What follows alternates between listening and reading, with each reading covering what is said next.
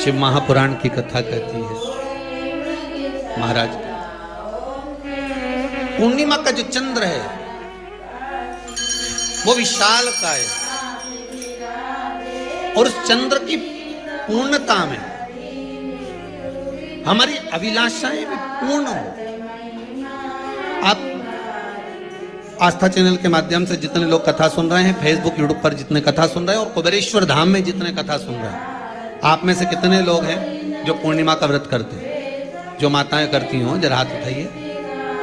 पूर्णिमा का व्रत जो करते हो ना आप लोग, रखिए। अब पूर्णिमा के व्रत में आपने कई बार किताब पढ़ी होगी पूर्णिमा की, या आपने व्रत किया होगा, या पूर्णिमा का व्रत आप धारण करे होगे, तो उसमें पूजन कौन से भगवान की हो? पूर्णिमा के व्रत में किस भगवान की पूजन होती है? तो कहा पूर्णिमा के व्रत में केले के खंभ लगाकर पूर्णिमा का जो उद्यापन होता है, पूर्णिमा की जो पूजन होती है, उस पूजन में शंकर और पार्वती की पूजन की जाती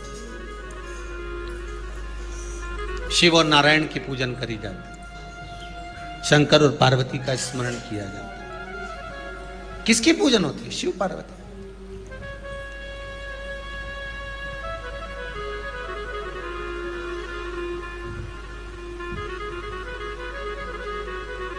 क्यों शंकर और पार्वती का पूजन क्यों करा जाता है पूर्णिमा के व्रत में?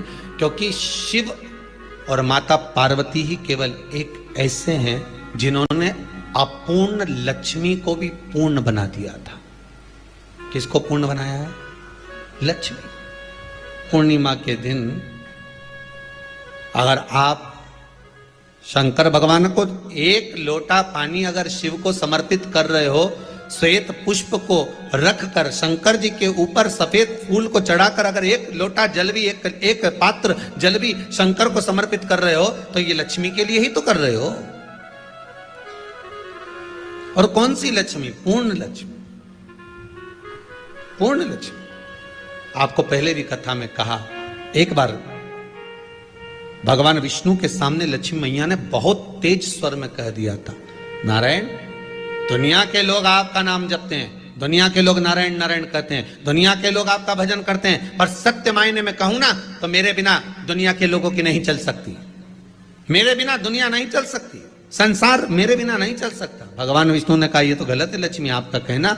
एक दिन लक्ष्मी को अहंकार आ गया। अहंकार के संबोधन जब माता लक्ष्मी करने लगी तो भगवान, उसी समय पर भगवान विष्णु को क्रोध आ गया और भगवान विष्णु ने कह दिया, लक्ष्मी तू इतनी बड़ी बड़ी बात कहती है कि तेरे बिना नहीं रह सकती संसार। मैं तुझे कहता हूं लक्ष्मी, तू अपूर्ण है। तू अपूर्ण है, तू पूर्ण कब हो गई?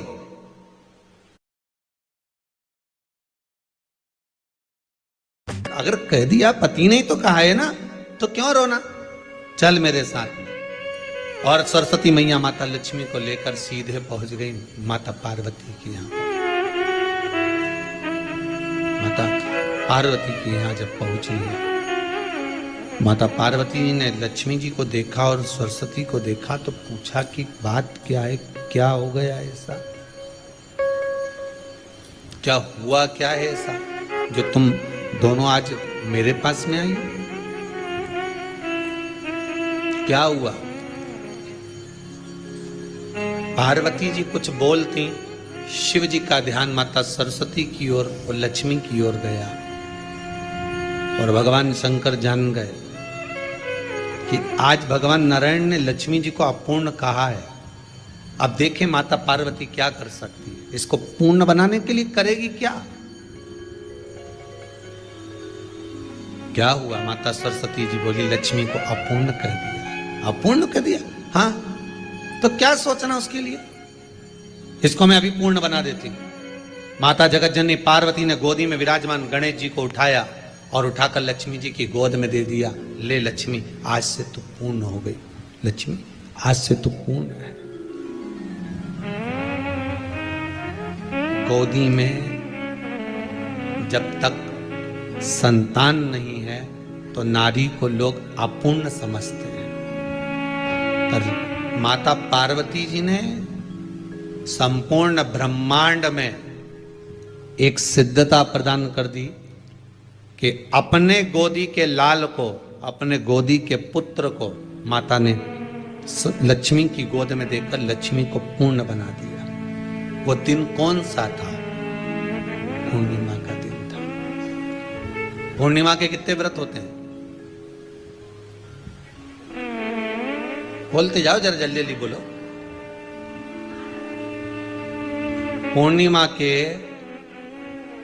नारियों को, स्त्रियों को अखंड सौभाग्य के लिए, जो नारी वैधव्य नहीं होना चाहती है, उस नारी को पूर्णिमा के कितने व्रत करना चाहिए?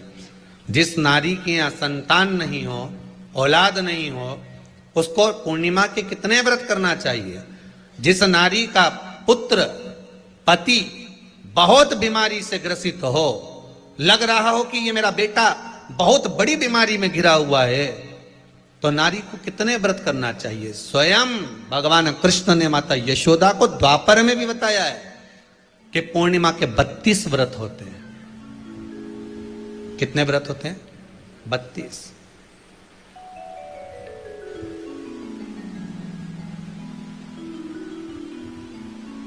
स्वयं भगवान कृष्ण यशोदा रानी को, माता यशोदा जी को भी बता रहे हैं 32 व्रत। अब आपको किसी ने बता दिया होगा कि 8 कर लो, 7 कर लो, 6 कर लो, 12 कर लो, इसलिए आपने बोला कि 12 कर लीजिए, 32 कर लीजिए। अरे यहां तो द्वापर की कथा भी कहती है। यशोदा जी ने एक बार भगवान कृष्ण को रोक कर कह दिया, ए कन्हैया रुको। कन्हैया बोले, बोलो मां क्या बात है? कन्हैया जरा रुकिए, इधर आओ जरा। भगवान राधा रानी कुरुक्षेत्र में नंद बाबा और यशोदा जी को लेकर कुरुक्षेत्र के कुंड में, ब्रह्म सरोवर में स्नान कराने के लिए लेकर जाती है, ग्रहण का समय पर। और जब भगवान कृष्ण उस कुरुक्षेत्र के उस सरोवर में स्नान करने आते हैं, तब यशोदा जी ने अपने लाला से प्रश्न किया है, पूछा है,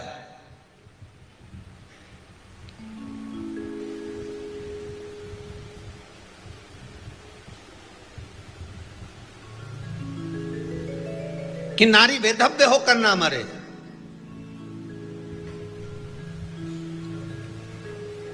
उसका पति कोई रोग से ग्रसित ना हो, उसका पुत्र किसी रोग में ना पड़े।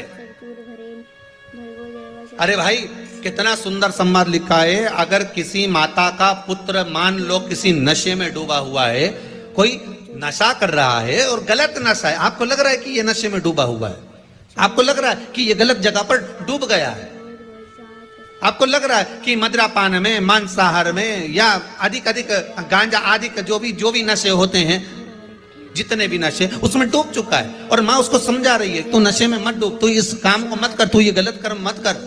माँ उसको समझा कर हार गई।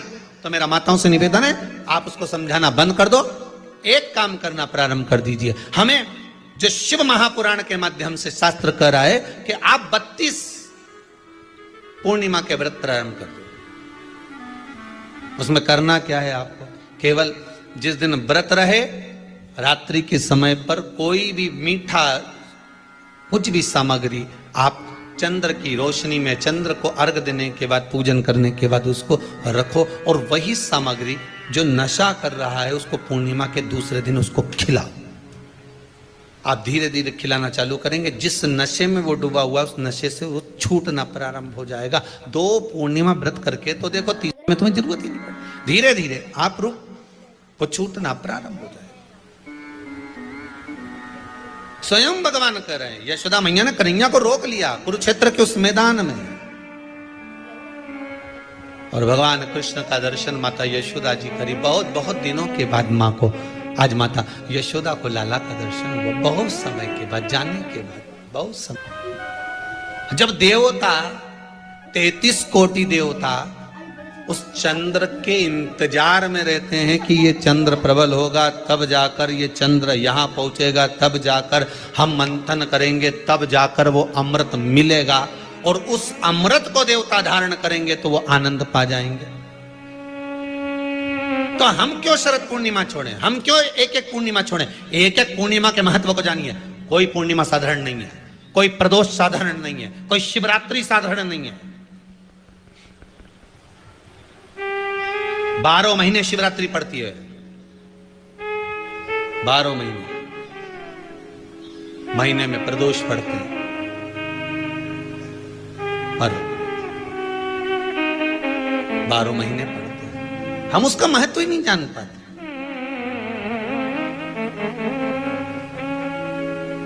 कौन से प्रदोष पर क्या करना है, कौन सी पूर्णिमा को क्या धारण करना है, कौन सी शिवरात्रि पर। कई लोगों को तो यहां तक नहीं मालूम था कि भाई श्रावण के महीने में भी शिवरात्रि आती है। वो तो बस लोगों के कि शिवरात्रि का पूजन हुआ, तो उसका स्मरण क्यों छोड़े हम। अगर ये वेद और शास्त्र ब्राह्मणों को दिए गए हैं, ये वेद और शास्त्र विद्वत जन को दिए गए हैं, तो इसका स्मरण होना चाहिए कि हम निकाल कर जनमानस तक ये चीज पहुंचाएं कि हमें इस दिन ये पूजन करना है, उसका स्मरण होना चाहिए।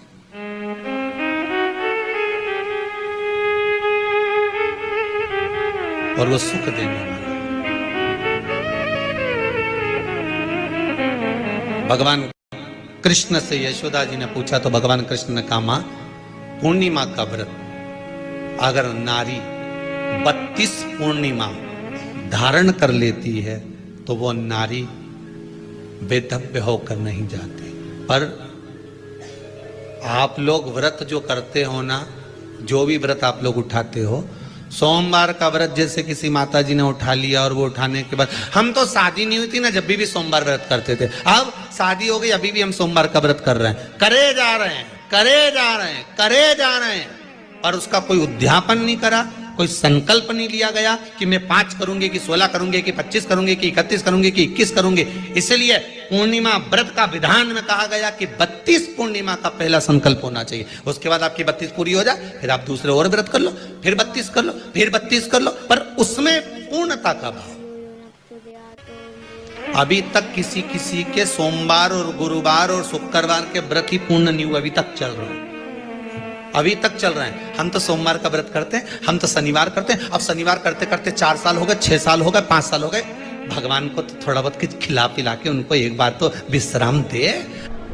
ये जितनी पूर्णिमा के व्रत हैं, जितने 12 महीने जो पूर्णिमा पड़ती है, पूनम पड़ती है, ये भले दुनिया के लोग कहते हैं कि ये भगवान राधा और कृष्ण से संबंध रखते हैं, सीता राम जी से संबंध रखते हैं, राम और कृष्ण से संबंध रखते हैं, पर इनका यदि सही संबंध समझा जाए, इनके सही संबंध का यदि स्मरण करा जाए, इनके सही संबंधों का यदि वर्णन किया जाए, तो शिव और चंद्रमा के जो मिलन का केंद्र बिंदु है वही पूर्णिमा है।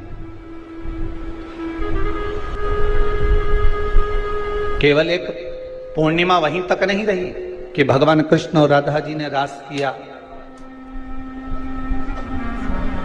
भगवान कृष्ण और राधा जी रास कर रहे हैं, केवल पूर्णिमा वहीं तक सीमित नहीं रही,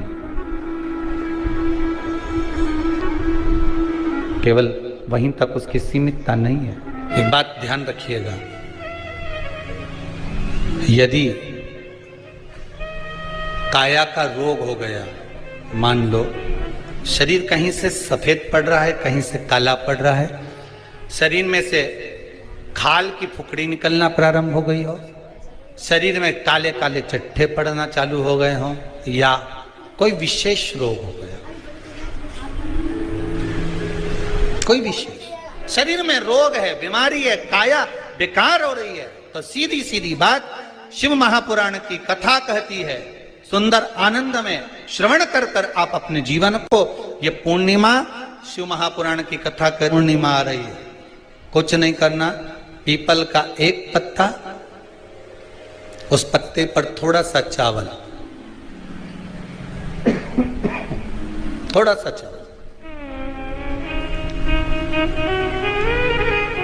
पूर्णिमा की रात्रि को अपने हाथ में लेकर, अपने नयनों से लगाकर, शरीर पर से स्वयं उतार कर उसको दरवाजे के पास रख दीजिए। पूर्णिमा की रात्रि को पूर्ण होने पर उस चावल को दूसरे दिन सूंघ कर बहते हुए पानी में डाल दीजिए। महाराज कितने भी रोग से ग्रसित हो गए, पीपल का एक पत्ता 52,000 ब्राह्मण की साक्षी कराता है। महाराज बहुत ध्यान देना, पीपल के वृक्ष में स्वयं नारायण का मेरे कृष्ण का वास है। स्वयं भगवान गीता के अंतर्गत कहते हैं कि मैं पीपल का वृक्ष हूं। नारायण उसी में 52